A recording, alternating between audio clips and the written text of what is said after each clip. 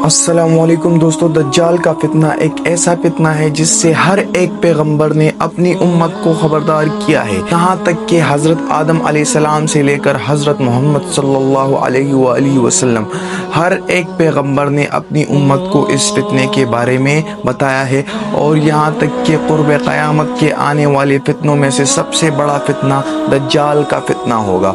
दोस्तों, आज की वीडियो में हम जानेंगे कि दज्जाल का फितना क्या होगा और दज्जाल कहाँ पर मौजूद है। हदीस मुबारका की रोशनी में नबी करीम सल्लल्लाहु अलैहि वसल्लम ने इसके बारे में क्या इरशाद फरमाया और ये कहाँ पर मौजूद है। तो वीडियो में कंटिन्यू रहे। दोस्तों, दज्जाल के लफ्जी मायने झूठ, फरेब और दरोगोई के हैं। दज्जाल एक ऐसा शख्स होगा जिसकी दाई आंख की सलाहियत देखने से महरूम होगी और ये बाई आंख से देखेगा और ये यहूदी नस्ल से होगा। इसके बाल गुंगराले होंगे और इसके एक हाथ में जन्नत होगा और दूसरे हाथ में जहन्नम होगा। नबी करीम सल्लल्लाहु अलैहि वसल्लम ने फरमाया, आप लोग इसके जहन्नम वाले हाथ में कूद जाना क्योंकि उसमें जन्नत होगा और इसका ऐसा फितना होगा जिससे कोई भी बच नहीं पाएगा। तो दोस्तों, जानते हैं हदीस मुबारका की रोशनी में कि दज्जाल कहाँ पर मौजूद है। सही मुस्लिम की हदीस है जो फातिमा बिन्त कैस से रिवायत है कि नबी करीम सल्लल्लाहु अलैहि वसल्लम एक दिन नमाज पढ़ने के बाद मिंबर पर बैठ गए और सहाबा कराम को बुलाया और इनको एक नसरानी सहाबी का किस्सा सुनाया जिसका नाम तमीम दारी था। इसने बताया कि तमीम दारी मुसलमान होने के लिए मेरे पास आया और इसने समंदरी सफ़र का अपना एक वाक़या सुनाया। हम समंदरी जहाज़ में तकरीबन 30 लोगों के साथ सफ़र कर रहे थे कि अचानक से समंदर में तूफ़ान आ गया और 1 महीने तक उस तूफ़ान ने हमें समंदरी जहाज़ में रोके रखा। जब तूफ़ान कम हो गया तो हम छोटी छोटी किश्तियों में बैठ गए और हमें एक जजीरा नज़र आया तो हम उस जजीरे पर चले गए। जैसे ही हम उस जजीरे पर चले गए तो हमारी मुलाकात वहाँ पर एक जानवर नुमा शख्स से हुई जिसके जिस्म पर बाल थे और पूरा जिस्म उसके बालों से भरा हुआ था। हमने उसके नाम के बारे में मुतालबा किया तो उसने बताया कि मेरा नाम जस्सासा है और उसने बताया कि आओ मैं तुम्हें अपने मालिक के पास ले चलता हूँ। तो वो अपने साथ हमें एक मंदिर में लेकर गए तो हमने वहाँ पर एक शख्स को पाया जो जंजीरों से जकड़ा हुआ था और आते ही उसने हमसे सवालात करना शुरू कर दिए और उसने बताया कि बेसान के दरख्त कैसे हैं, क्या वहाँ पर फल होते हैं कि नहीं। तो हमने बताया कि हाँ, वहाँ पर फल होते हैं।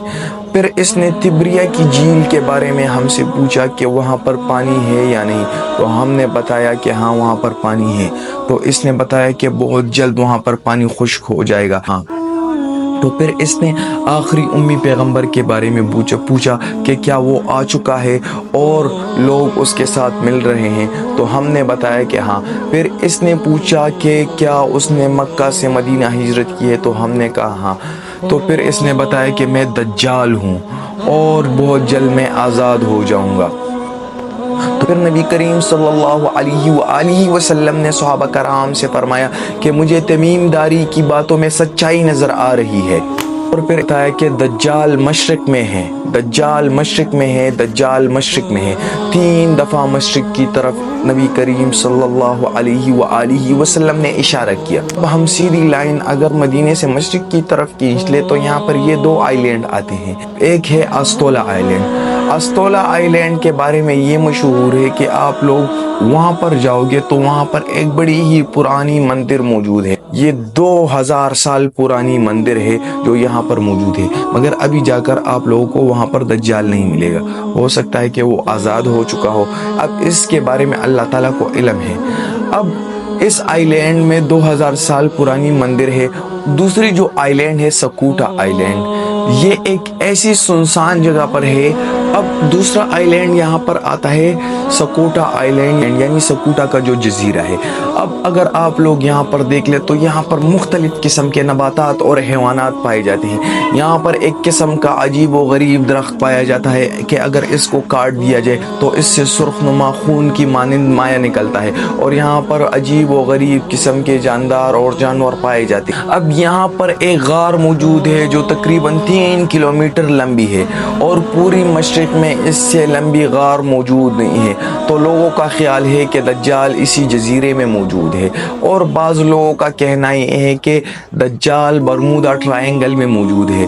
برمودا ٹرائنگل ایک قسم کی جگہ ہے جو اٹلانٹک سی میں پائی جاتی ہے۔ برمودا ٹرائنگل میں تقریباً 180 سنسان جزیرے پائے جاتے ہیں جہاں پر کسی قسم کی چیز کا نام و نشان بھی نہیں، تو لوگوں کا کہنا یہ ہے کہ یہ ان سنسان جزیروں میں پایا جاتا ہے، یہاں تک کہ وہاں پر جانے پر کیمپس بھی کام کرنا چھوڑ دیتا ہے اور وہاں سے کوئی سمندری جہاز اور ہوائی جہاز نہیں گزر پاتا، اور اس برمودا ٹرائنگل کی بہت سی جگہ اس کے قبضے میں ہے اور وہ وہاں پر رہ رہا ہے۔ اور یہاں تک کہ برمودا ٹرائنگل کے بارے میں یہ بھی موجود ہے کہ پوری دنیا میں اس پر ریسرچ کرنے کی پابندی لگائی ہے، اس پر کسی قسم کی ریسرچ نہیں ہو سکتی۔ اور ایک مشہور ایجپشن سیفی کے مطابق دجال برمودا ٹرائنگل کے اندر موجود ہے اور برمودا ٹرائنگل کے بہت سے جزیرے اس کے زیر اثر ہے۔ نبی کریم صلی اللہ علیہ وآلہ وسلم نے فرمایا کہ اس سے بچنے کا راستہ یہ ہے کہ جو انسان سورہ قاف کے پہلے 10 آیات کو یاد کر لے گا تو وہ دجال کے فتنے سے محفوظ رہے گا۔ تو اللہ تعالیٰ سے دعا ہے کہ ہم سب کو دجال کے فتنے سے بچائے، اور اگر کسی قسم کا سوال ہے تو کمنٹ سیکشن میں پوچھ سکتے ہیں، اور اس ویڈیو کو شیئر کریں کہ باقی لوگوں تک یہ انفارمیشن پہنچ سکے۔ تھینک یو، والسلام۔